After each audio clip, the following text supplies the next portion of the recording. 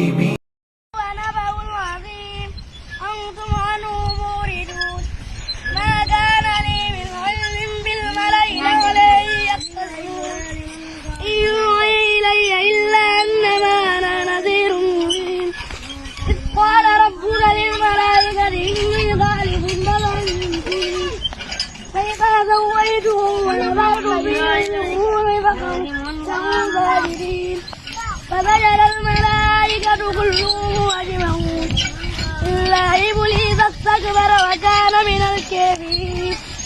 قال يا إبليس ما منعك أن تسجد لما خلقت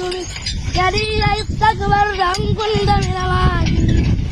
قال أنا خير منه خلقتني من نار وخلقته من طين قال فاخرج منها فإنك رجيم وإن عليك لعنتي إلى يوم الدين قال رب فأنظرني إلى يوم يبعثون